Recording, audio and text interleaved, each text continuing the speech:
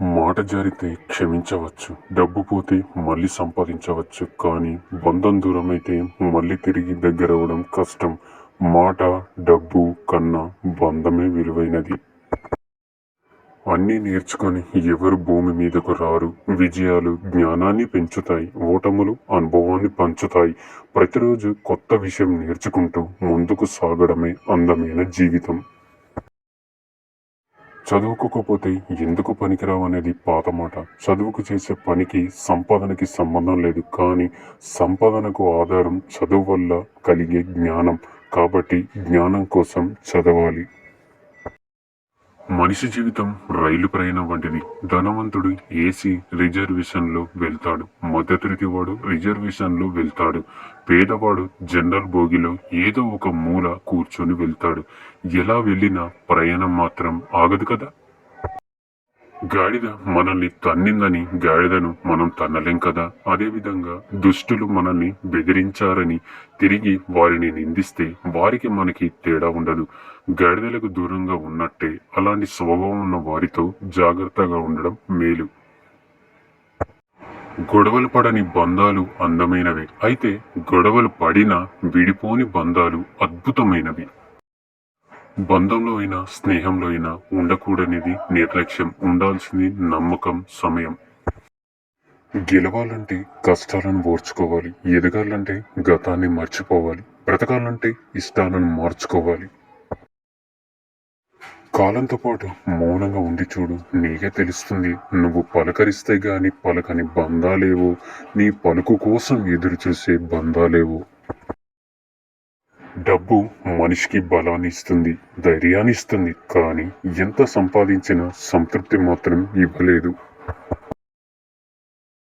వచ్చే ప్రతి సమస్య అనుభవమే, కష్టాల్లో కార్చే ప్రతి కన్నీటి చుక్క రేపటికి ఒక ఆయుధమే. మనలో మార్పు వచ్చిందని ఇతరులు మనల్ని తప్పు పడతారని, కానీ వాళ్ళ ప్రవర్తన వల్లే మనం మారామని ఎప్పటికీ గుర్తించరు. కష్టపడే దాంట్లో మన గౌరవం ఉంటుంది, మోసం చేసే దాంట్లో మన పతనం ఉంటుంది. నిజాయితీగా ఉన్నంత వరకు ఒకరి ముందు నటించాల్సిన అవసరం లేదు. డబ్బొస్తే నీ చుట్టూ చేరేవాళ్ళు చాలా మంది ఉంటారు, కానీ జబ్బొస్తే నిన్ను చూసి దిక్కు ఎవరు ఉండరు. ఖర్చు పెట్టినంత సులువుగా సంపాదించలేవు, కాబట్టి నీకోసం కొంత దాచుకో. జీవితం విలువ కష్టపడితే తెలుస్తుంది, ఒకరి మీద ఆధారపడితే కాదు. ఇది నువ్వు మారాల్సిన టైం, ఇది నువ్వు కష్టపడే టైం, ఇది నువ్వు గెలవాల్సిన టైం. పరువు నలుగురిలో ఉండాలి, కష్టం గడప లోపల ఉండాలి, దుఃఖం మనసులో ఉండాలి, చిరునవ్వు పెదవులపై ఉండాలి. మనం చేసిన కర్మ మనల్ని వెంటాడడం ఎంత నిజమో, మనం చేసిన పుణ్యం మనల్ని కాపాడడం కూడా అంతే నిజం.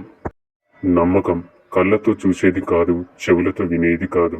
ఏ మలినం లేని మనసు మరో మనసులో మౌనంగా ఒదిగి ఉండడం. సుఖం మనిషిని సోమరి చేస్తుంది, కానీ బాధ మనిషిని బలవంతుని చేస్తుంది. ఎదగాలంటే తట్టుకోవాలి, గెలవాలంటే కష్టపడాలి. గాయం లేకుండా చరిత్ర సృష్టించిన మగాడు ఎవరు లేరు. ఇప్పటికీ సజీవంగా ఉన్నట్టు భావించే 7 చిరంజీవులు. అశ్వత్థామ ద్రోణుని కుమారుడు, శివుని అనుగ్రహంతో అమరుడు, మహాబలి, దయార్ధ అసుర రాజు, పాతాళంలో జీవిస్తాడని నమ్మకం. వేదవ్యాసుడు మహాభారత రచయిత, రుచిగా చిరంజీవి. హనుమంతుడు రాముని భక్తుడు, భూలోకంలో సజీవంగా ఉంటాడని విశ్వాసం. విభీషణుడు లంకరాజు, ధర్మ పరిరక్షకుడిగా భావిస్తా. కృష్ణాచార్యుడు మహాభారత గురువు, యుద్ధాంతం తర్వాత కూడా జీవించాడు. పరశురాముడు విష్ణువు అవతారం, భవిష్యత్తులో కలికిని శిక్షిస్తున్నాడని విశ్వాసం.